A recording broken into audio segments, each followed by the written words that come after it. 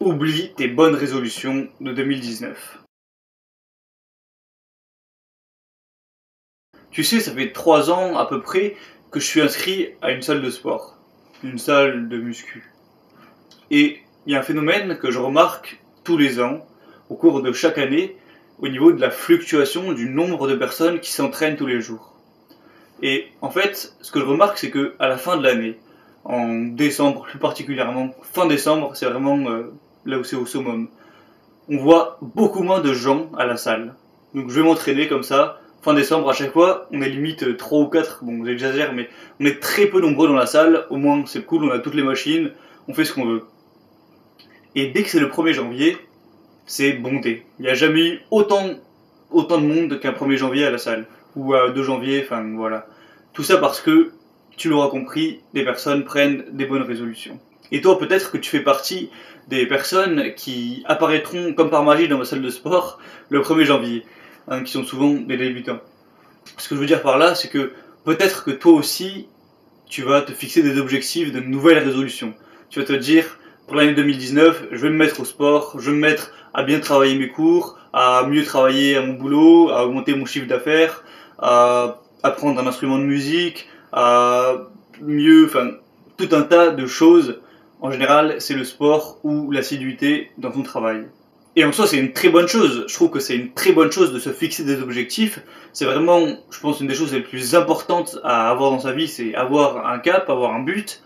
Mais le problème, c'est que toutes les personnes qui se fixent un objectif comme ça, enfin, on va dire des résolutions, en 2019, qu'est-ce que c'est que le problème? Le problème, c'est que l'année dernière, en tout cas, on va dire à la fin de l'année dernière, en décembre, en novembre, en octobre, est-ce que ces personnes étaient en train d'accomplir leurs objectifs de 2018? Tu sais très bien que non. Tu sais très bien comme moi que ces personnes ont dû abandonner au bout d'une semaine, ou pour les plus courageux, un mois. Et c'est logique, mais le truc c'est que si toutes les années précédentes tu t'es mis des bonnes résolutions et tu n'as pas réussi à les tenir, qu'est-ce qui a changé? Qu'est-ce qui a changé en toi? Pourquoi cette année, comme par hasard, tu arriverais à les tenir? C'est comme, imagine, t'as un pote qui arrive tout le temps en retard. Ça fait 15 jours que tu donnes rendez-vous avec lui, et les 15 jours, il est arrivé en retard. Pourquoi le 16e jour, il arriverait en avance? C'est pas logique. À moins que tu aies fait vraiment un travail sur toi, que tu te sois formé, que tu te sois bougé le cul à ce niveau-là, que tu aies augmenté la force de ta volonté, logiquement, tes bonnes résolutions, elles vont vite disparaître. Moi, je remarquais ça un petit peu quand j'étais à l'école. Quand j'étais à l'école primaire, la maîtresse nous donnait des cahiers, c'est pas nous qui avions à les acheter, elle nous donnait des cahiers, et à chaque fois qu'on en finissait un, on devait en avoir un nouveau. Et il se trouve que, bon, moi je suis quelqu'un qui écrit très mal, qui est très sale au niveau de l'écriture, tout ça, et il se trouve que dès que j'avais un nouveau cahier, j'étais tout propre, je voulais tout faire bien, je soulignais tout bien, la règle et tout, et au bout de, on va dire, 5 pages, c'était totalement dégueulasse. En fait, le fait de commencer quelque chose de nouveau, d'être dans une nouvelle année, que ce soit dans un nouveau cahier, on a envie de tout faire bien. Mais le problème, c'est que ça dure jamais très longtemps. Et dans cette vidéo, j'ai envie de te donner, entre guillemets, des recettes pour que tu réussisses à tout faire propre et avoir un cahier qui est propre de la première à la dernière page. Je vais déjà te citer 3 erreurs que font les personnes qui se mettent des bonnes résolutions. Première erreur, c'est que c'est un changement trop brutal. Des personnes qui passent de ne pas avoir d'objectif ou de les avoir abandonnés depuis belle lurette, donc qui passent de voilà, ils n'ont pas d'objectif, ils vivent leur vie, voilà, à plein d'objectifs. En mode, ils passent de rien à je dois faire du sport, je dois mieux travailler, je dois avoir des meilleures relations, je dois accomplir ça, je dois passer mon permis, je dois faire un tas de trucs. Mais comme je l'ai dit avant, si t'étais pas capable de faire ces objectifs, et que là tu passes de rien à tout ça, jamais tu pourras réussir. À la limite, ce qu'il faudrait faire, c'est d'abord se fixer un petit objectif, réussir à s'y tenir, réussir à l'atteindre. Ensuite, une fois que tu auras un petit peu plus d'expérience, on va dire, que tu auras musclé ta volonté, là tu pourras en mettre un deuxième, puis un troisième, puis comme ça en grimpant l'escalier. Ça en vient à la deuxième erreur, ou la deuxième chose à faire plutôt, c'est de travailler sa volonté. Je connais très peu de personnes qui travaillent volontairement leur volonté. Et je trouve ça vraiment dommage parce que c'est tellement un outil puissant, c'est de, on va dire que consciemment, tu vas travailler sur toi pour avoir une plus grosse volonté.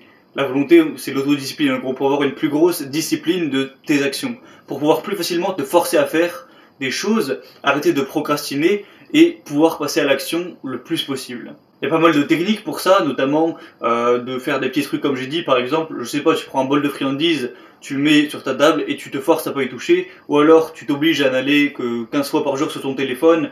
En gros, il faut juste que tu te forces à faire des choses, et comme un muscle, ton cerveau va, on va dire, évoluer, et ça deviendra très facile de faire les choses en question. Je rentrerai pas plus en détail dans tout ce qui est augmenter sa volonté, tout ça, puisque je suis en train d'écrire une formation sur ce sujet. Et la troisième erreur, c'est que les gens ont des objectifs, enfin je dis les gens, peut-être que c'est ton cas, peut-être que tu as des objectifs que tu te dis il faut que je fasse du sport, il faut que j'ai des meilleures notes, il faut que je travaille mieux. Ils se disent ça par logique, si je devais avoir un objectif, qu'est-ce que ce serait? Mais c'est pas quelque chose qui est connoté émotivement à eux. C'est pas quelque chose qui les fait vibrer, qui se disent putain mais si je faisais plus de sport, et voilà, qui partent dans limite des rêves et tout, il faut vraiment que ce soit connecté émotionnellement à toi. Par exemple, si tu veux apprendre la guitare, je dis ça au pif, ben, si tu te dis juste, moi ce serait sympa d'apprendre la guitare, tu le feras jamais. Mais si tu dis, putain vraiment ce serait ouf, si je pouvais faire des morceaux, si je pouvais mettre des vidéos de cover sur YouTube, si je pouvais vraiment jouer mes morceaux préférés, vraiment ça te fait vibrer, c'est limite un rêve pour toi, que là ça va devenir ta priorité, et là tu vas devenir bon en guitare, tu vas accomplir ton objectif. Ça sert presque à rien de se regarder des petites vidéos de motivation, tout ça.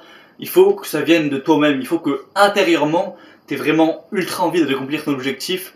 Et là, tu n'auras pas à te forcer à être motivé. Tu seras motivé de base. Donc voilà, ce que je peux te dire dans cette vidéo, c'est d'y aller petit à petit, de pas te fixer 10 000 objectifs énormes, mais d'abord un petit, puis un deuxième, puis des plus gros, tout ça. De muscler ta volonté, de te renseigner à ce sujet. Ce que tu peux faire, c'est tout simplement suivre ma chaîne, j'en parle régulièrement, et de toute façon ça te mettra dans le bain un petit peu du développement personnel, même si j'aime pas vraiment ce terme. Et troisièmement, il faut que tu connectes ton objectif à quelque chose d'émotionnel, que vraiment tu veuilles au plus profond de toi réaliser ton objectif. Imagine ta vie si tu avais une volonté débordante, une autodiscipline de faire. Imagine ta vie si dès que tu voulais un objectif, tu travaillais sans te poser de questions et tu l'accomplissais. Au final, tu t'améliorerais d'année en année, et dans quelques années, ta vie serait paradisiaque. Si tu réussissais à faire tout ce que tu veux, tu aurais littéralement une vie meilleure, et tu serais probablement plus heureux. Et moi, je trouve ça très dommage, les personnes qui ont un petit peu des rêves, des ambitions, des objectifs, mais qui n'arrivent pas à se forcer à passer à l'action, qui au bout de 10 jours se disent bon, tant pis, c'est pas pour moi, qui regardent la télé, qui remplacent ça par ouais, regarder Netflix, aller boire un verre ou je sais pas quoi, et au final qui abandonnent tout et qui se disent bon bah tant pis c'est pas pour moi. Ça me fait vraiment, je trouve ça vraiment dommage, ça me fait limite chier en fait à la place de ces personnes. C'est pour ça que j'essaye vraiment d'aider les gens, notamment à augmenter leur volonté ou à réfléchir sur certaines choses, etc. Pardon. Donc voilà, je t'invite, si tu le souhaites, à suivre ma chaîne, voilà, à t'abonner, à mettre un commentaire si tu veux, et on reparle de ça très bientôt. Ciao.